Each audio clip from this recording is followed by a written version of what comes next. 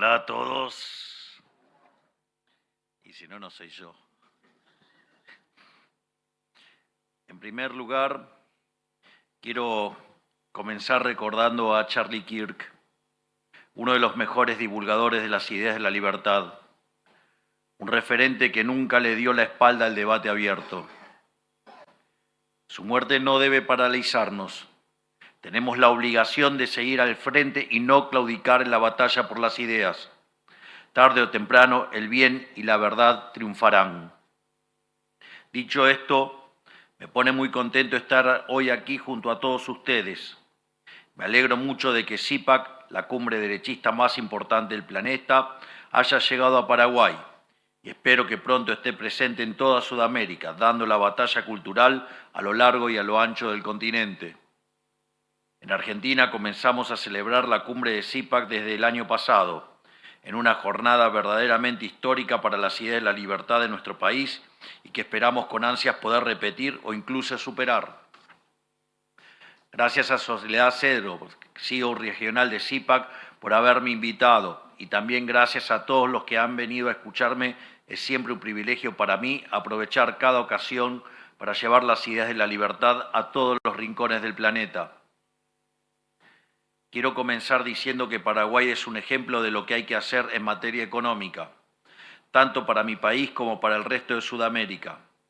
Hace décadas eligieron abrazar las ideas de la libertad y como consecuencia han logrado que la inflación sea cosa del pasado, sumado a que no han dejado de crecer en los últimos 20 años. Y gracias al régimen de Maquila han sabido explorar su industria local al máximo, incrementando las exportaciones y generando puestos de trabajo genuinos. Su experiencia es prueba fehaciente de que cuando las regulaciones acompañan y no estorban, cuando los impuestos son bajos y no ahogan, la capacidad de los países para comercializar crece, creando más bienes y servicios de mejor calidad a un mejor precio.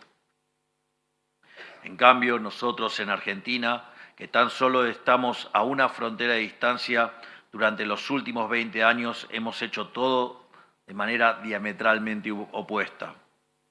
Montamos un Estado elefantiásico con un gasto público enorme. Tomábamos deuda con todos los agentes del mercado existentes a los que luego terminaríamos defaulteando. Una vez perdida la capacidad crediticia, emitimos pesos de forma descontrolada para financiar tanto gasto y sumado a expropiaciones sin sentido, corrupción con la obra pública y un sinfín de calamidades, crecer como país se volvió algo literalmente imposible. De hecho, hay una frase muy contundente que solía utilizar Milton Friedman y que se lo planteaba siempre a sus alumnos extranjeros cuando les preguntaba sobre algo y le decía primero los datos. O sea, ¿qué dicen los datos? Bueno, en esto los datos son categóricos.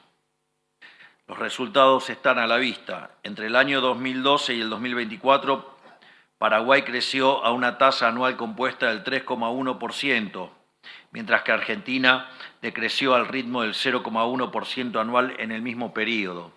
Es decir, que en términos per cápita, les diría que estamos casi un 15% abajo, un retroceso verdaderamente aterrador. De hecho, cuando nosotros llegamos al gobierno, la pobreza, digamos, cuando se corregía por lo que tiene que ver con los controles de precios y el sinceramiento de las variables, era del 57%. La inflación corría al 1,5% diario y obviamente teníamos además grandes problemas financieros en el Banco Central y en el Tesoro, y el déficit fiscal consolidado era de 15 puntos del PBI.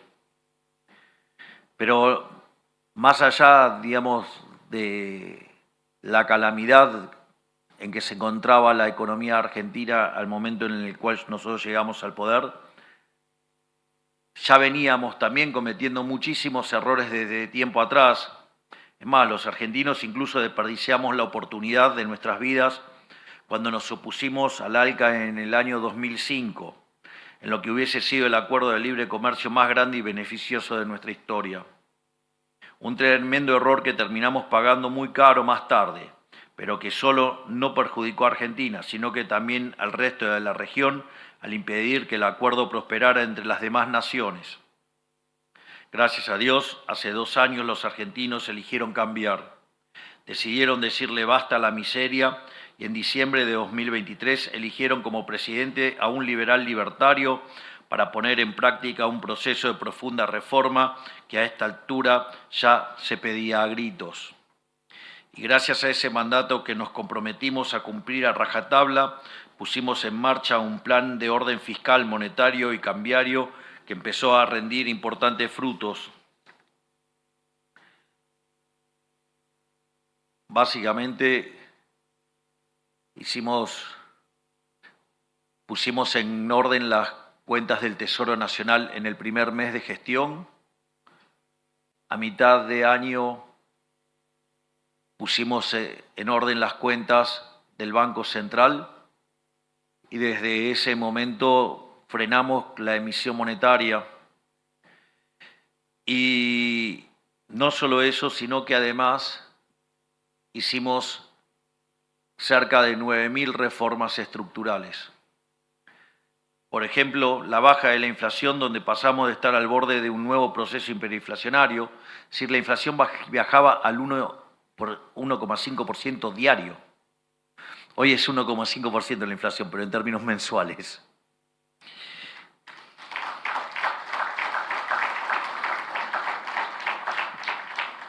Y esto permitió, que deje de ser un flagelo para la Argentina.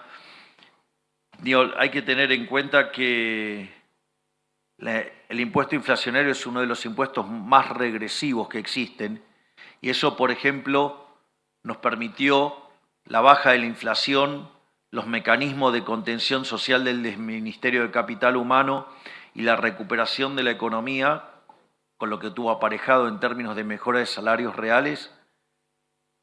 En este lapso que nosotros llevamos en el gobierno, la pobreza pasó del 57% al 30%, es decir, 12 millones de argentinos salieron de la pobreza.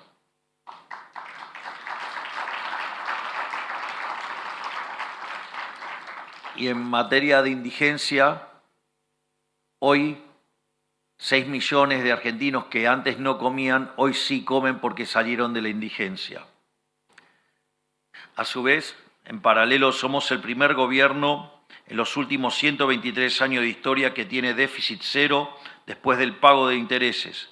Entendimos que la raíz de todos los males de la economía argentina era el déficit fiscal, producto de la adicción al gasto público. Al igual que Paraguay, entendimos que equilibrar las cuentas y mantenerlas en orden debía ser la columna vertebral de cualquier proceso de cambio genuino. Al fin y al cabo, ningún proyecto, cualquiera sea su tipo, puede construirse sobre la base de gastar más de lo que se recauda. Las veces que se ha intentado, ha terminado indefectiblemente en catástrofe, tal cual ha quedado registrado en la triste historia de nuestro país durante el último siglo. De hecho, Argentina ha probado esa receta, que tiene el nombre de la receta keynesiana, que no es ni más ni menos que decir que es bueno el déficit fiscal, que es bueno la manipulación de la tasa de interés vía política monetaria, regulaciones y cercenamientos de libertades y controles. Y la verdad es que Argentina probablemente haya sido el país que más lo aplicó en la historia. Y la consecuencia es clara, de ser un país desarrollado, después de casi un siglo de estar aplicando estas medidas descabelladas, Argentina se convirtió en un país subdesarrollado, una cosa nunca vista en la historia.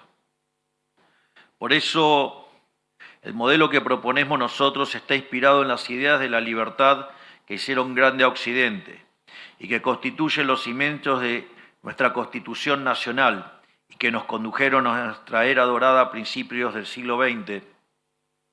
Nosotros recurrentemente al momento de presentar nuestras ideas, frecuentemente trabajamos con la definición del liberalismo de quien es nuestro máximo exponente de la historia del liberalismo argentino, que es el profesor Alberto Venegas Lynch, hijo, que además tenemos el privilegio de que uno de sus hijos, Berti, sea diputado nacional por la provincia de Buenos Aires, y ahora hemos logrado que su hermano Joaquín, digamos, decida meterse en el barro de la política para ser candidato a senador por la provincia de Entre Ríos, senador nacional. Así es que, digamos, estamos llenando el Congreso de liberales puros. Y es por eso que en ese contexto es que toma aún mayor sentido la definición del liberalismo de nuestro máximo prócer de las ideas de la libertad, que dice: el liberalismo es el respeto irrestricto del proyecto de vida del prójimo, basado en el principio de no agresión y en defensa del derecho a la vida, a la libertad y a la propiedad, cuyas instituciones son la propiedad privada, porque sin propiedad privada no hay mecanismo de precio y por ende no hay cálculo económico y eso conduce a la miseria. Mercados libres de intervención estatal, porque la intervención estatal lo que hace es contaminar la señal de precios. Mercados competitivos, pero entendido no en la interpretación neoclásica de la competencia perfecta, sino mercados competitivos entendido bajo la lógica de Baumol, Panzer y Willig, digamos que es la idea de los mercados disputables o mercados desafiables. En inglés es contestable markets. Y que, digamos, mapea muy bien con la idea de los austríacos en términos de competencia. A su vez, digamos, como admitimos que los seres humanos, gracias a Dios, somos todos distintos, esto favorece la división del trabajo, y la división del trabajo conduce a la cooperación social y a la prosperidad. Porque además,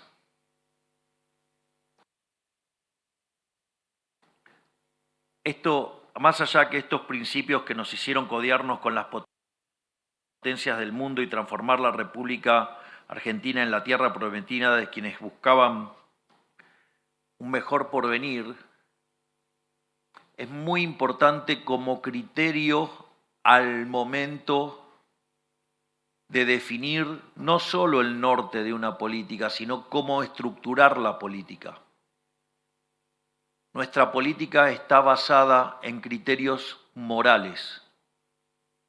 Es decir, nuestro norte es que Argentina sea el país más libre del mundo y sabemos que eso nos va a traer prosperidad.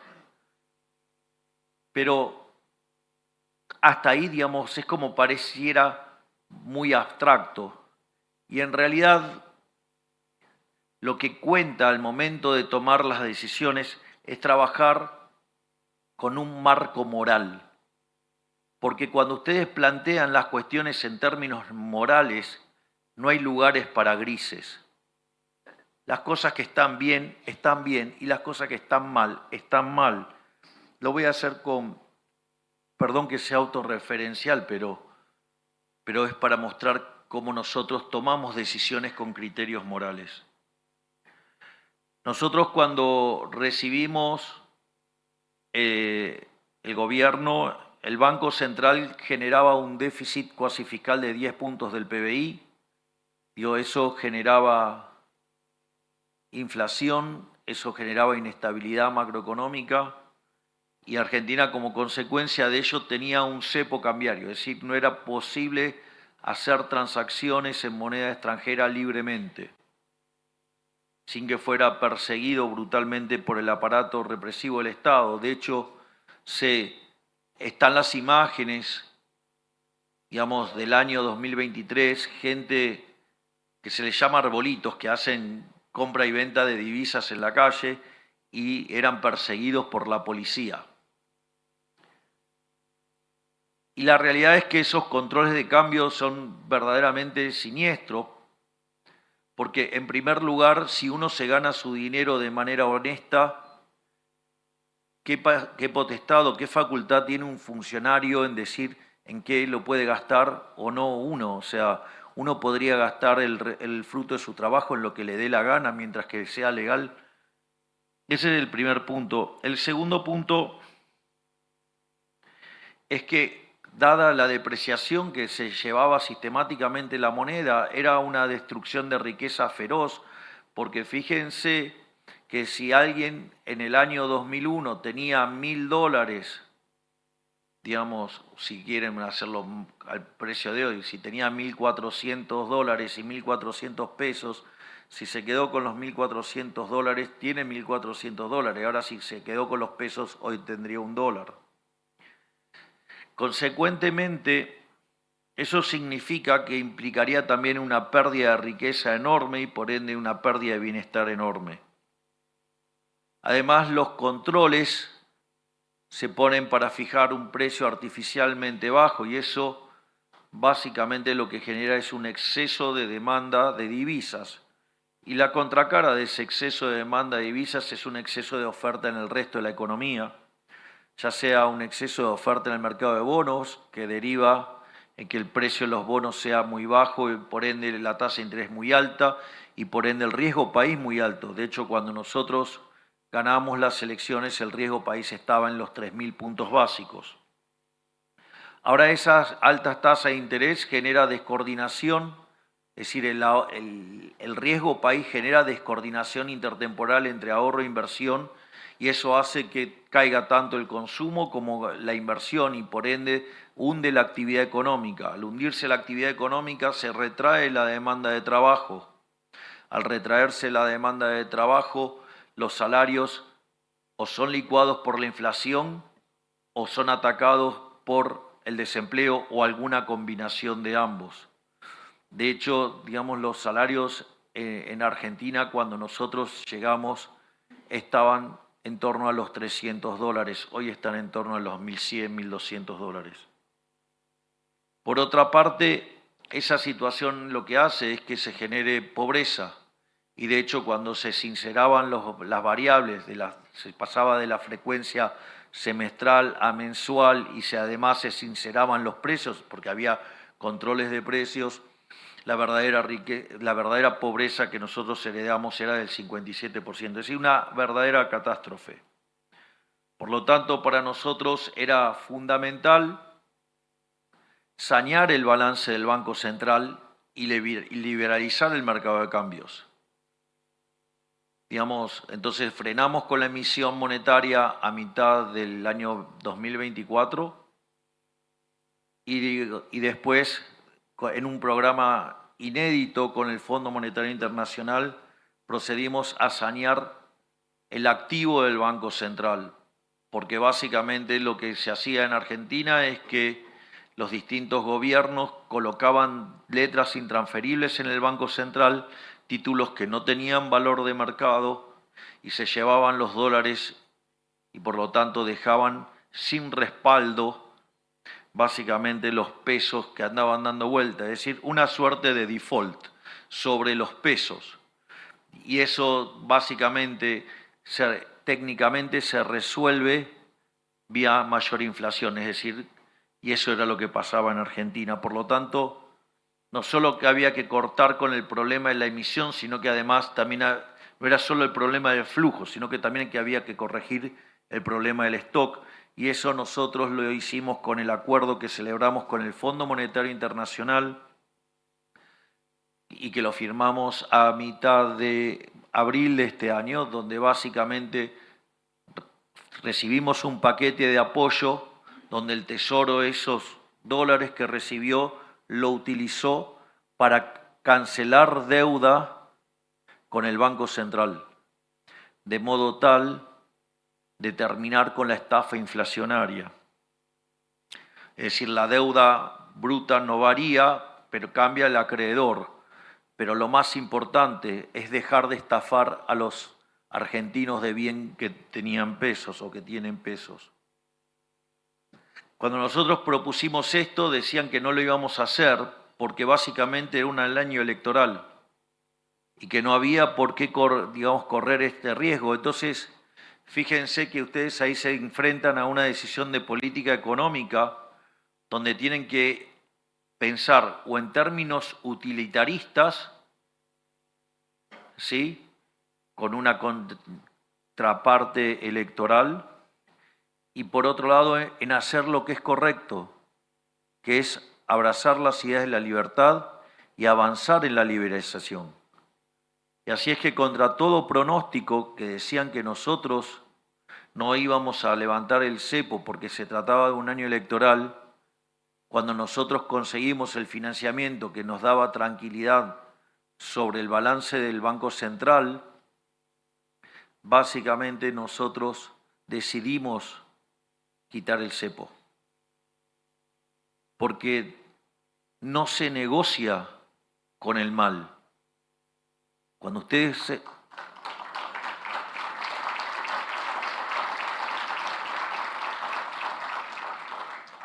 saben lo que es correcto y lo que está mal.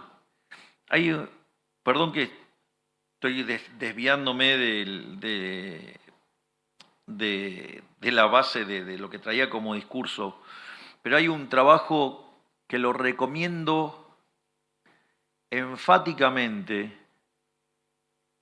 un trabajo del profesor Jesús Huerta del Soto que se llama La teoría de la eficiencia dinámica. Lo recomiendo pero muy enfáticamente. De hecho, cuando lo condecoré en su visita a la Argentina, justamente hablé de la importancia de este trabajo del profesor Huerta de Soto. Porque el profesor Huerta de Soto lo que dice es, la teoría de la eficiencia dinámica tiene que ver con hallar aquel sendero que maximiza el crecimiento económico, vendría a ser.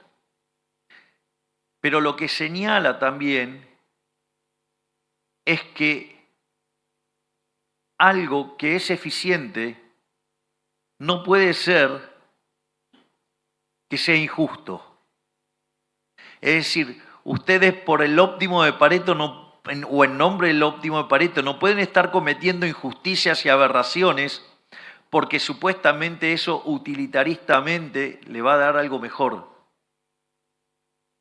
Y eso no tiene sentido. De hecho, hay un libro maravilloso de Israel Kirzner que se llama Capitalismo, Creatividad y Justicia Distributiva, que cuando arranca la discusión dice, sabemos que el sistema capitalista y libre de empresa es más productivo, ¿sí?, pero nos acusan de que el sistema es injusto.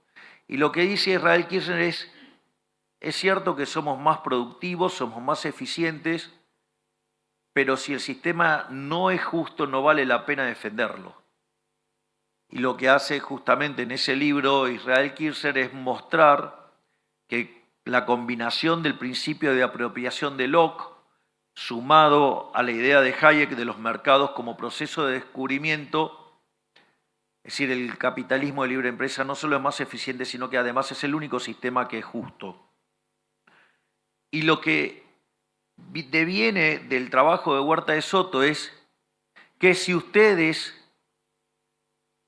van y abrazan los valores justos, los valores éticos, la ética judeo-cristiana, que es la ética de Occidente, que es lo que está detrás del capitalismo de libre empresa, eso va a ser eficiente.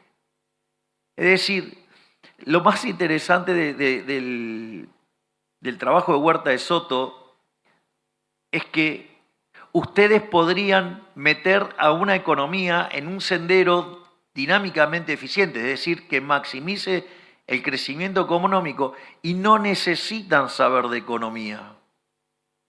Lo único que necesitan es abrazar los valores morales correctos, es decir, gobernar con criterios éticos y morales acorde a los valores de Occidente, es decir, la cultura judeo-cristiana, que es lo que está detrás de la base de los fundamentos del liberalismo, y es por eso que trae tanta prosperidad. Y de hecho, en el caso argentino, en este aspecto, vale destacar que durante las últimas décadas hemos vivido el proceso inverso. El talento argentino se vio obligado a buscar en otras tierras aquello que su propio país dejó de darle, la posibilidad de cumplir sus sueños, de llevar a cabo un proyecto de vida. Miren, sin ir más lejos, la idea de la justicia social, ¿no?, que es nuestro modelo antagónico, por decirlo de alguna manera. Y la justicia social en realidad es injusta, porque ¿acaso alguien aquí adentro está a favor del robo? Nadie está a favor del robo. De hecho, uno de los mandamientos dice, no robarás. ¿Sí? Y no solo eso, bueno, también, digamos, a la luz de Charlie Kirk y a la luz del principio de no agresión también es no matarás antes, ¿no? Digo, para que vean qué es lo que está del otro lado. Pero no solo eso, sino que además, ¿quién estaría frente a un trato desigual frente a la ley? Uno de los grandes logros del liberalismo es haber planteado la igualdad ante la ley. Y eso de robarle a uno para darle a otro, la verdad es que eso está mal.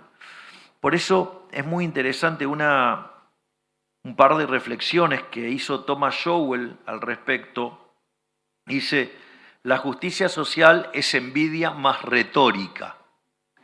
Y la pregunta que se hace Thomas Sowell es, ¿desde cuándo la envidia dejó de ser un pecado capital para convertirse en una virtud? Porque una de las características que lleva, digamos, la justicia social, que es la política de la envidia, es a la destrucción de una sociedad.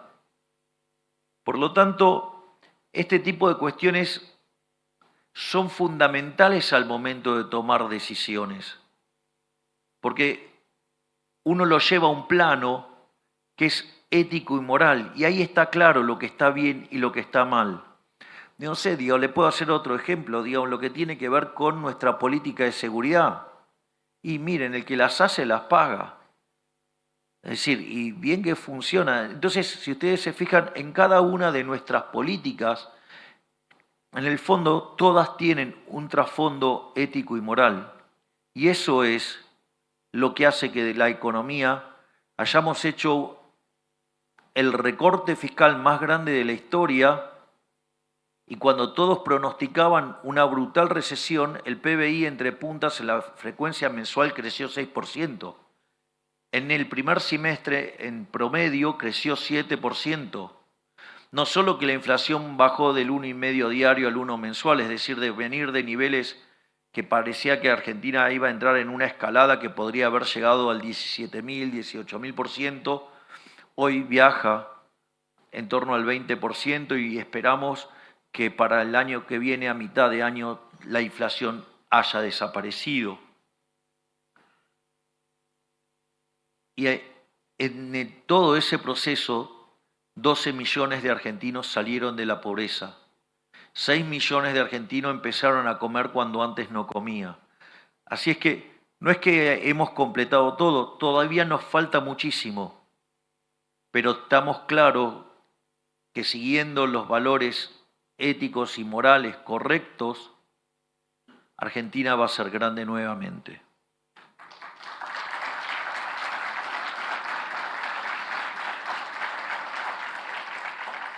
Además, es importante entender que no hay terceras vías en este camino.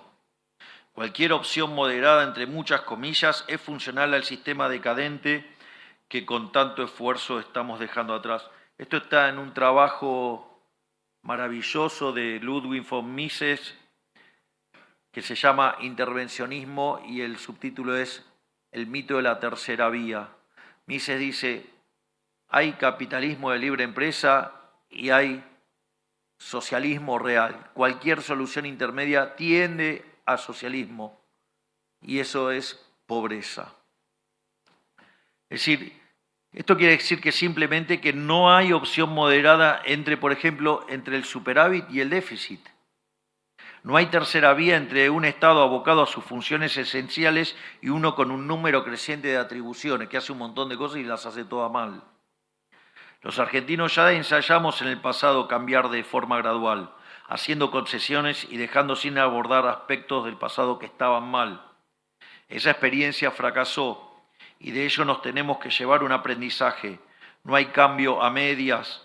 O hacemos las reformas profundas que se necesitan o nos quedamos a medio camino y nos volvemos a desilusionar. Por eso es que digo que las terceras vías son inconducentes. Cualquier intermedio, por más racional que parezca, deja abierta la puerta a lo peor del pasado.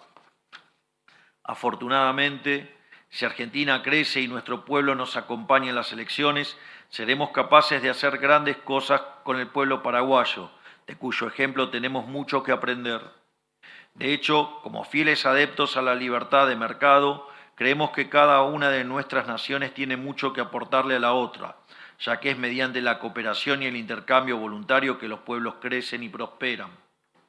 Justamente por eso es vital que existan espacios como CIPAC, que contribuyen a la propagación y defensa de las ideas que han hecho grande a Occidente. Muchísimas gracias, estimado, por la tarea tan enorme, impresionante que llevan. Además, cuántos lindos elogios te dio tu mujer, Matt, ¿eh? Aplausos para ellos.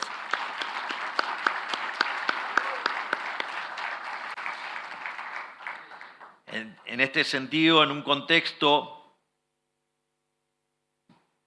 de creciente incertidumbre en el mundo libre, nada mejor que apostar al intercambio pacífico de ideas como forma de reconectarnos con el legado de nuestros antepasados. Gigantes sobre cuyos hombros estamos parados y de cuyo sacrificio en nombre de la humanidad hoy gozamos innumerables beneficios. Que su coraje e ingenio nos sirvan de guía a quienes queremos, en medio de esta batalla cultural entre el bien y el mal, exaltar los valores que nos hicieron prósperos. Quiero volver a dejar mi recuerdo por Charlie Kirk, darles gracias a todos por estar presentes, que Dios los bendiga a todos, que las fuerzas del cielo nos acompañen y ¡viva la libertad, carajo!